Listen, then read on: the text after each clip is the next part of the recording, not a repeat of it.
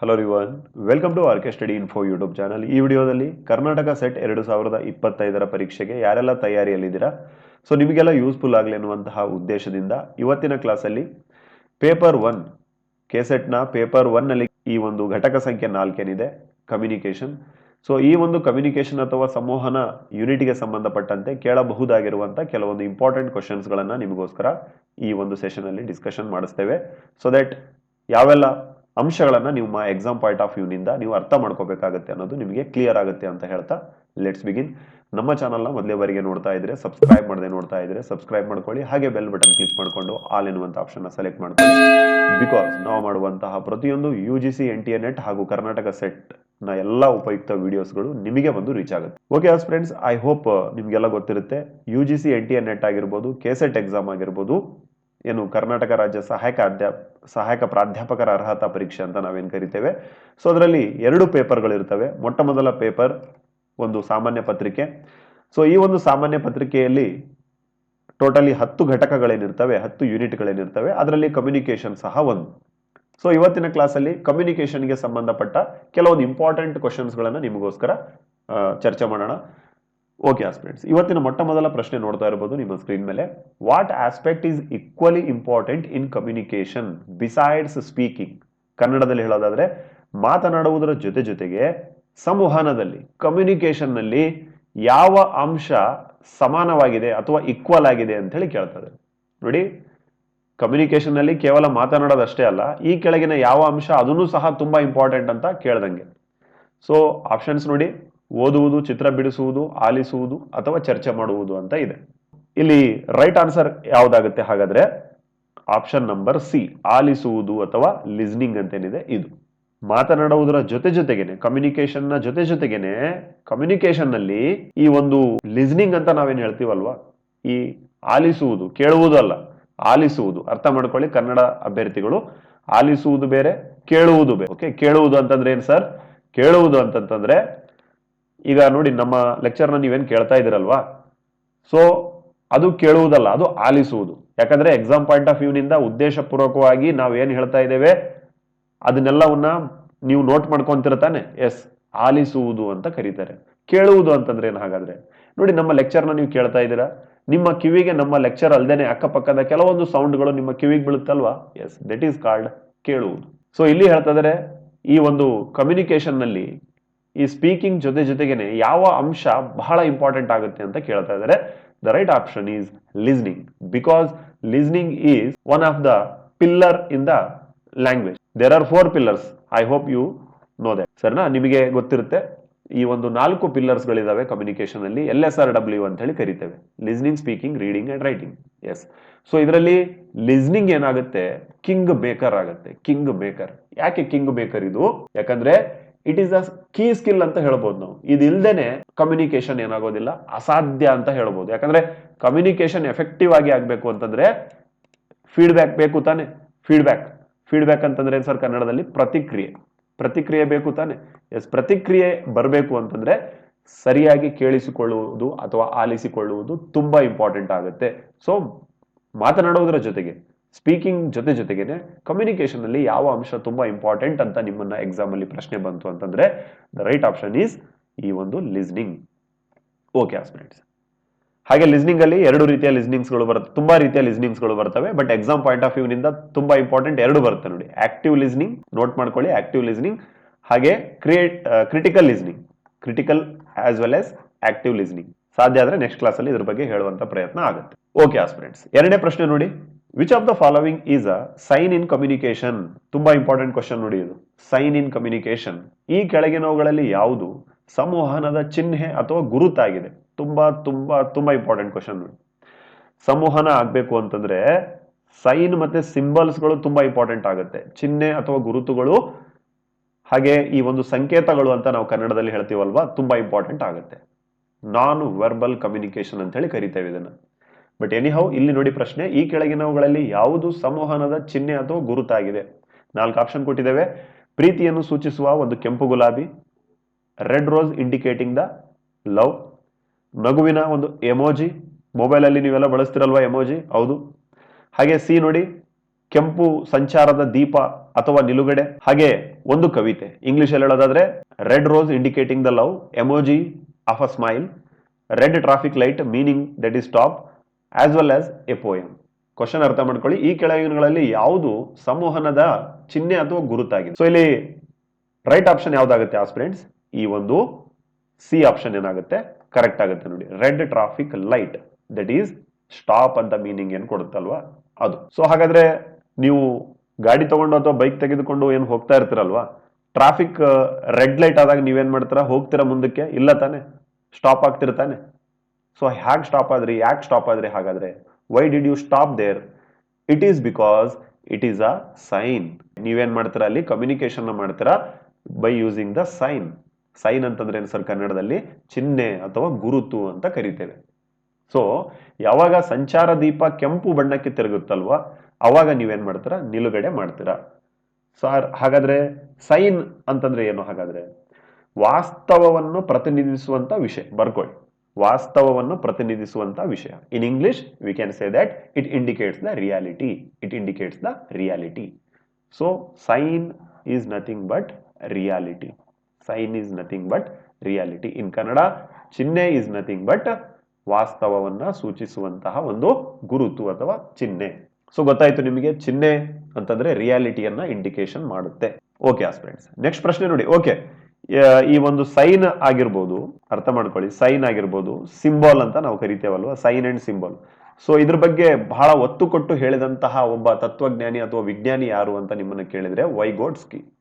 Okay, ವೈಗೋಟ್ಸ್ಕಿ ಅಂತ ಬರ್ತಾರೆ.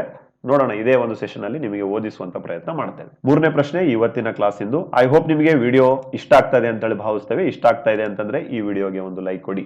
ಮೂರನೇ ಪ್ರಶ್ನೆ ನೋಡಿ, what does a symbol in a communication represents? Just ಇದೀಗ ನಿಮ್ಗೆ ಏನ್ ಅರ್ಥ ಆಯ್ತು? ಸೈನ್ ಅಂದ್ರೆ ಅರ್ಥ ಆಯ್ತು. ಸೈನ್ ಅಂತಂದ್ರೆ ಸರ್ ಕನ್ನಡದಲ್ಲಿ ಈ ಒಂದು ಚಿಹ್ನೆ ಅಂತೇಳಿ ಅರ್ಥ ಆಯ್ತು, ಅಥವಾ ಗುರುತು ಅಂತೇಳಿ ಅರ್ಥ ಆಯ್ತು.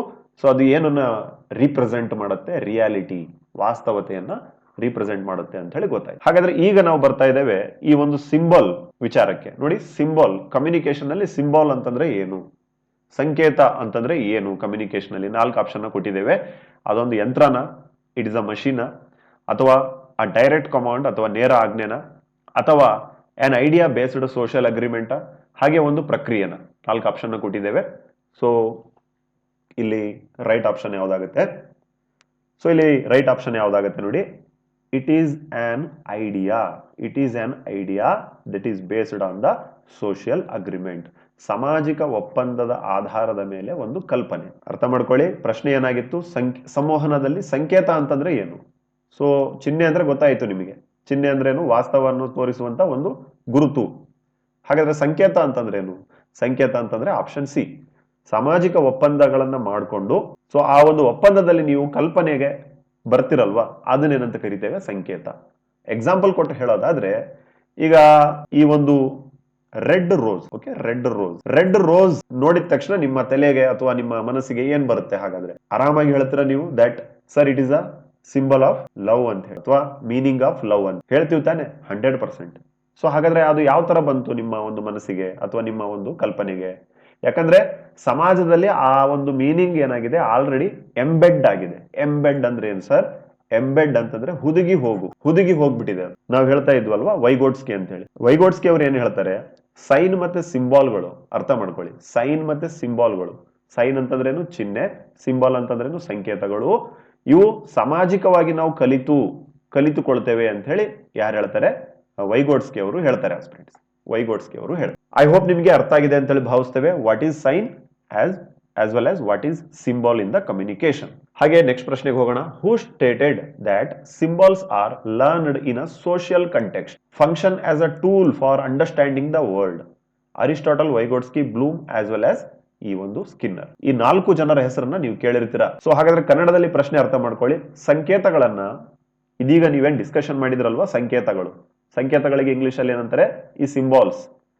ಸೊ ಸಿಂಬಾಲ್ಸ್ ಗಳನ್ನ ಸಾಮಾಜಿಕ ಸಂದರ್ಭದಲ್ಲಿ ನಾವು ಕಲಿತೇವೆ ಮತ್ತು ಜಗತ್ತನ್ನ ಅರ್ಥ ಮಾಡ್ಕೊಳ್ಳೋದಕ್ಕೆ ಒಂದು ಸಾಧನವಾಗಿ ಅದನ್ನ ಬಳಸ್ಕೊಳ್ತೇವೆ ಅಥವಾ ಕಾರ್ಯನಿರ್ವಹಿಸ್ತೇವೆ ಅಂತ ಯಾರು ಹೇಳ್ತಾರೆ ಅಂತ ಪ್ರಶ್ನೆ. ಕೆಳಗಿನ 4 ವ್ಯಕ್ತಿಗಳು ನೋಡ್ತಾ ಇರ್ಬೋದು: ಅರಿಸ್ಟಾಟಲ್, ವೈಗೋಟ್ಸ್ಕಿ, ಬ್ಲೂಮ್ ಮತ್ತೆ ಸ್ಕಿನ್ನರ್. ಸೊ ರೈಟ್ ಆಪ್ಷನ್ ಯಾವ್ದಾಗುತ್ತೆ ಇದಕ್ಕೆ? ಸರ್ ಇದೀಗ ಜಸ್ಟ್ ಡಿಸ್ಕಷನ್ ಮಾಡಿದ್ವಿ, mister Vygotsky. B option, Vygotsky. ಸರಿನಾ? ವೈಗೋಟ್ಸ್ಕಿ ಅವ್ರು ಏನ್ ಹೇಳ್ತಾರೆ, ಈ ಚಿಹ್ನೆಗಳು ಆಗಿರ್ಬೋದು, ಸಂಕೇತಗಳಾಗಿರ್ಬೋದು, ನಾವು ಸಾಮಾಜಿಕ ಸಂವಹನದ ಮೂಲಕ ಅರ್ಥ ಮಾಡ್ಕೊಳ್ತೇವೆ ಅಂತ ಹೇಳ್ತಾರೆ. ಓಕೆ, ಈ science and symbols we learn from the social context. ಸಮಾಜದ ಸಂವಹನದ ಮೂಲಕ ನಾವು ಕಲಿತೇವೆ. ಒಮ್ಮೆ ಆಂತರಿಕಗೊಳಿಸಿದ ನಂತರ ನಾವು ಒಂದ್ ವೇಳೆ ಅದನ್ನ ಎಂಬೆಡ್ ಮಾಡ್ಕೊಂಡ್ರೆ ಅವು ನಮ್ಮ ಆಲೋಚನೆಗಳನ್ನ ಅರ್ಥ ಮಾಡಿಕೊಳ್ಳೋದಕ್ಕೆ ಜೊತೆಗೆ ಹಂಚಿಕೊಳ್ಳೋದಕ್ಕೆ ನಮಗೆ ಸಹಾಯವನ್ನ ಮಾಡ್ತವೆ. ಹಾಗೆ ಉಳಿದಂತೆ ಅರಿಸ್ಟಾಟಲ್ ಈ ಕಮ್ಯುನಿಕೇಶನ್ ಅಲ್ಲಿ ತುಂಬಾ ಇಂಪಾರ್ಟೆಂಟ್ ನೋಡಿ. ಅರಿಸ್ಟಾಟಲ್ ತುಂಬಾ ಹೈಲಿ ಇಂಪಾರ್ಟೆಂಟ್. 2024ರಲ್ಲಿ ಇವ್ರ ಬಗ್ಗೆ ಒಂದು ಎಕ್ಸಾಮ್ ಅಲ್ಲಿ ಪ್ರಶ್ನೆ ಕೇಳಿದ್ದಾರೆ. ಹಾಗೇನೆ ಬ್ಲೂಮ್ 100% ಇವರು ಸಹ ಬರ್ತಾರೆ. UGC NTA ನೆಟ್ ಹಾಗೂ KSET ಗೆ ಟ್ಯಾಕ್ಸಾನಮಿಯನ್ನ ಕೊಡ್ತಾರೆ, ಇವರು ವರ್ಗೀಕರಣವನ್ನ ಮಾಡ್ತಾರೆ. ಹಾಗೆ BF ಸ್ಕಿನ್ನರ್. ಐ ಹೋಪ್ ನೀವು ಇವ್ರ ಬಗ್ಗೆ ಓದಿರ್ಬೇಕು. ಬಟ್ ಇಷ್ಟು ಅರ್ಥ ಮಾಡ್ಕೊಳ್ಳಿ, ಸಿಂಬಾಲ್ ಮತ್ತೆ ಸೈನ್ ಗಳ ಬಗ್ಗೆ ಬಹಳ ದೀರ್ಘವಾಗಿ ಅಧ್ಯಯನ ಮಾಡಿದಂತಹ ತತ್ವಜ್ಞಾನಿ ಅಥವಾ ವಿಜ್ಞಾನಿ ಯಾರು? ವೈಗೋಟ್ಸ್ಕಿ. ಸೊ ವೈಗೋಟ್ಸ್ಕಿ ಏನ್ ಹೇಳ್ತಾರೆ, ಸಿಂಬಲ್ ಅನ್ನ ಸೋಷಿಯಲ್ ಕಂಟೆಕ್ಸ್ಟ್ ಇಂದ ಕಲ್ತ್ಕೊಂಡು ಅದನ್ನ ನಾವು ಮೀನಿಂಗ್ ಅನ್ನ ಪಡ್ಕೊಳ್ಳೋದಕ್ಕೆ ಆಸ್ ಅ ಟೂಲ್ ಆಗಿ ಬಳಸ್ಕೊಳ್ತೇವೆ ಅಂತ ಹೇಳಿ ಹೇಳ್ತಾರೆ. ಹಾಗೆ ಈ ಒಂದು ಸೆಷನ್ ನ ಕೊನೆಯ ಒಂದು ಪ್ರಶ್ನೆಯನ್ನ ಡಿಸ್ಕಷನ್ ಮಾಡೋಣ. ಸೊ ಕೊನೆಯ ಪ್ರಶ್ನೆ ನೋಡ್ತಾ ಇರಬಹುದು, which of the following is the key feature of the assertive communication? Assertive ಕೆಳಗಿನಗಳಲ್ಲಿ ಯಾವುದು ಸಮರ್ಥನೀಯ ಅಥವಾ ಸದೃಢ ಸಂವಹನವಾಗಿದೆ? ಕೀ ಫೀಚರ್ ನ ಅಧ್ಯಯನ ಮಾಡ್ತಾ ಇದ್ದೇವೆ ನಾವೀಗ. ಅಸರ್ಟಿವ್ ಕಮ್ಯುನಿಕೇಶನ್ ಅಂತಂದ್ರೆ ಏನು ಅಂತ ಕೇಳ್ದಂಗೆ. ಸೊ 4 ಆಪ್ಷನ್ ಕೊಟ್ಟಿದ್ದೇವೆ. Dominating the conversation, avoiding the disagreement, expressing the views respectfully and clearly, being silent during the conflict. So ಅರ್ಥ ಮಾಡ್ಕೊಳ್ಳಿ, ಕೆಳಗಿನವುಗಳಲ್ಲಿ ಯಾವುದು ಸಮರ್ಥನೀಯ ಅಥವಾ ದೃಢವಾದ ಸಂವಹನದ ಪ್ರಮುಖ ಲಕ್ಷಣ ಅಂತ ಕೇಳ್ತಾ ಇದ್ದೇವೆ. ಸಂಭಾಷಣೆಯಲ್ಲಿ ಪ್ರಾಬಲ್ಯವನ್ನು ಸಾಧಿಸುವುದು, ಭಿನ್ನಾಭಿಪ್ರಾಯವನ್ನು ತಪ್ಪಿಸುವುದು, ಗೌರವಯುತವಾಗಿ ಮತ್ತು ಸ್ಪಷ್ಟವಾಗಿ ನಿಮ್ಮ ಅಭಿಪ್ರಾಯವನ್ನು ವ್ಯಕ್ತಪಡಿಸುವುದು, ಸಂಘರ್ಷದ ಸಮಯದಲ್ಲಿ ಮೌನವಾಗಿರೋದು. ಸೊ ಇಲ್ಲಿ ರೈಟ್ ಆಪ್ಷನ್ ಯಾವ್ದಾಗುತ್ತೆ? ಸಿ ಆಗುತ್ತೆ ನೋಡಿ. ಸಿ ಆಪ್ಷನ್, ಗೌರವಯುತವಾಗಿ ಮತ್ತು ಸ್ಪಷ್ಟವಾಗಿ ಅಭಿಪ್ರಾಯಗಳನ್ನು ವ್ಯಕ್ತಪಡಿಸುವುದು. ಗೌರವಯುತವಾಗಿ ಮತ್ತು ಸ್ಪಷ್ಟವಾಗಿ ನೀವೇನ್ ಮಾಡ್ತೀರಾ, ನಿಮ್ಮ ಒಂದು ಏನು ಅಭಿಪ್ರಾಯವನ್ನು ವ್ಯಕ್ತಪಡಿಸ್ತಾರಲ್ವಾ, ಎಸ್, ಅದನ್ನೇನಂತ ಕರಿತೇವೆ ನಾವು ಅಸರ್ಟಿವ್ ಕಮ್ಯುನಿಕೇಶನ್. ನೋಡಿ ಚಿತ್ರ ನೋಡಿ ಒಂದ್ಸಲ. ಈ ವ್ಯಕ್ತಿ ಏನ್ ಮಾಡ್ತಾ ಇದಾರೆ ನೋಡಿ, ಈ ಎದುರಿಗಿರುವಂತಹ ಇನ್ನೊಬ್ಬ ವ್ಯಕ್ತಿಗೆ ಏನ್ ಮಾಡ್ತಾ ಇದಾರೆ? ಹೊಗಳ್ತಾ ಇದಾರ? ಇಲ್ಲ, ಬೈತಾ ಇದಾರೆ ತಾನೆ, ಸಿಟ್ಟಿನಿಂದ ಬೈತಾ ಇದಾರೆ. ಯಾಕಂದ್ರೆ ಇವತ್ತಿನ ಸ್ಟ್ರೆಸ್ಫುಲ್ ವರ್ಲ್ಡ್ ಅಲ್ಲಿ ಆಯ್ತಾ, ಬಹಳ ಸ್ಟ್ರೆಸ್ ಇರುತ್ತೆ ಜಗತ್ತಲ್ಲಿ. ಸೊ ಏನಾಗ್ತೀವಿ ನಾವು? ಅಗ್ರೆಸಿವ್ ಆಗ್ಬಿಡ್ತೇವೆ. ಎದುರಿಗಿರುವಂತ ವ್ಯಕ್ತಿ ಜೊತೆ ನಾವೇನ್ ಮಾಡ್ತೇವೆ? ಬಹಳ ಸಿಟ್ಟಿನಿಂದ ಬಿಹೇವ್ ಮಾಡ್ತೇವೆ. ಎಸ್, ಆದ್ರೆ assertive communication is a healthier. ಯಾಕೆ ಸರ್ ಹೆಲ್ದಿಯರ್ ಇದ್ರು? ನೋಡಿ, ಇದರಲ್ಲಿ ಕ್ಲಿಯರ್ ಆಗಿ ಮತ್ತು ರೆಸ್ಪೆಕ್ಟ್ಫುಲ್ ಆಗಿ ನಿಮ್ಮ ವಿಚಾರವನ್ನ ನಿಮ್ಮ ಮುಂದೆ ಇರುವಂತಹ ಜನರ ಮುಂದೆ ಇಡ್ತೀರಾ. ನೋಡಿ ಇದು ಎಷ್ಟು ಚೆನ್ನಾಗಿ ಅಲ್ಲಿ ಕಮ್ಯುನಿಕೇಶನ್ ಮಾಡ್ತಾ ಇದ್ದಾರೆ. ಸರಿನಾ? ಸೊ ನೋಡ್ತಾ ಇರ್ಬೋದು ಆಸ್ಪೆಕ್ಟ್. ಹಾಗೆ sharing your thoughts without hurting other self as well as yourself. ನಿಮ್ಮನ್ನ ನೀವೇ ಬೈದ್ಕೊಳ್ದೇನೆ ಅಥವಾ ಎದುರಿಗಿರುವಂತಹ ವ್ಯಕ್ತಿಗೆ ಬೈಯದೇನೆ ನಿಮ್ಮ ವಿಚಾರವನ್ನ ಅಭಿವ್ಯಕ್ತಪಡಿಸುವುದಕ್ಕೆ ಏನಂತ ಕರಿತೇವೆ? ಈ ಒಂದು ಸಮರ್ಥನೀಯ ಸಂವಹನ ಅಂತ ಕರಿತೇವೆ. ಸೊ ಗೌರವಯುತವಾಗಿ ಮತ್ತು ಸ್ಪಷ್ಟವಾಗಿ ಅಭಿಪ್ರಾಯಗಳನ್ನ ವ್ಯಕ್ತಪಡಿಸುವುದು ಅಂತ ಹೇಳಿ ಅರ್ಥ. ಸೊ ಇದಾಗಿತ್ತು ಇವತ್ತಿನ ಕಮ್ಯುನಿಕೇಶನ್ ನ ಮೇಲಿನ ಒಂದು ಈ MCQ ಡಿಸ್ಕಷನ್ ಸೀರೀಸ್. ಸೊ ಈ ವಿಡಿಯೋವನ್ನ ಕಂಪ್ಲೀಟ್ ಮಾಡೋಕ್ಕಿಂತ ಮುಂಚೆ ಒಂದು ಕ್ವಶನ್, ಹೋಮ್ವರ್ಕ್ ಕ್ವಶನ್ ನ ಕೊಡ್ತೇವೆ. ಸೊ ಈ ಹಿಂದೆ ಮಾಡಿದಂತಹ ಪಾರ್ಟ್ 1 ಪಾರ್ಟ್ 2 ವಿಡಿಯೋ ಯಾರೆಲ್ಲ ನೋಡಿದಿರಾ, ಈ ಒಂದು ಕ್ವಶನ್ ನ ಆನ್ಸರ್ ಮಾಡೋದಕ್ಕೆ ನಿಮಗೆ ಏಬಲ್ ಆಗ್ತೀರಾ. ಸೊ ಇವತ್ತಿನ ಕ್ವಶನ್ ಯಾರಿಗೆಲ್ಲ ಗೊತ್ತಿದೆ ಕಮೆಂಟ್ ಸೆಕ್ಷನ್ ಅಲ್ಲಿ ಆನ್ಸರ್ ಮಾಡಿ. ಯಾರ್ದೆಲ್ಲ ರೈಟ್ ಇರುತ್ತೆ ನಿಮಗೆ ಹಾರ್ಟ್ ಆಪ್ಷನ್ ಕೊಡ್ತೇವೆ, ಒಂದು ಹಾರ್ಟ್ ಆಪ್ಷನ್, ಸೊ ದಟ್ ಎಲ್ಲ ವಿದ್ಯಾರ್ಥಿಗಳಿಗೆ ಗೊತ್ತಾಗುತ್ತೆ ಯಾವುದು ಸರಿ ಆನ್ಸರ್ ಅಂತ ಹೇಳಿ. ಸೊ ನೋಡ್ತಾ ಇರ್ಬೋದು, ಸಂವಹನ ಪ್ರಕ್ರಿಯೆಯನ್ನ ಯಾವುದು ಪೂರ್ಣಗೊಳಿಸುತ್ತದೆ? What completes the communication process? The medium, encoder, feedback ಅಥವಾ ದ ಮೆಸೇಜ್? ಒಂದು ಸಂವಹನ ಪ್ರಕ್ರಿಯೆ ಕಂಪ್ಲೀಟ್ ಆಗಬೇಕು ಅಂತಂದ್ರೆ ಈ ಕೆಳಗಿನ ಯಾವ ಅಂಶ ತುಂಬಾ ಇಂಪಾರ್ಟೆಂಟ್ ಆಗುತ್ತೆ ಅಂತ ಕೇಳ್ದಂಗೆ. ಒಂದು ಮಾಧ್ಯಮನ, ಎನ್ಕೋಡರ, ಪ್ರತಿಕ್ರಿಯೆನ ಅಥವಾ ಸಂದೇಶ? ಸೊ ನಿಮ್ಮ ಆನ್ಸರ್ ಏನು ಅನ್ನೋದನ್ನ ಕಾಮೆಂಟ್ ಸೆಕ್ಷನ್ ಅಲ್ಲಿ ಕಾಮೆಂಟ್ ಮಾಡಿ. ಸೊ ಯಾರ್ದೆಲ್ಲ ಆನ್ಸರ್ಸ್ ರೈಟ್ ಇರ್ತವೆ ನಿಮಗೆ ಹಾರ್ಟ್ ಆಪ್ಷನ್ ನ ಕೊಡ್ತೇವೆ, ಸೊ ದಟ್ ಎಲ್ಲ ಅಭ್ಯರ್ಥಿಗಳಿಗೆ, ವಿದ್ಯಾರ್ಥಿಗಳಿಗೆ ಗೊತ್ತಾಗ್ಲಿ ಯಾವುದು ರೈಟ್ ಆನ್ಸರ್ ಅಂತ ಹೇಳಿ. ಐ ಹೋಪ್ ಈ ಸೆಷನ್ ಬಹಳ ನಿಮಗೆ ಉಪಯೋಗ ಆಗಿದೆ ಅಂತ ಹೇಳಿ ಭಾವಿಸ್ತೇವೆ. I wish you all the best. God bless you all.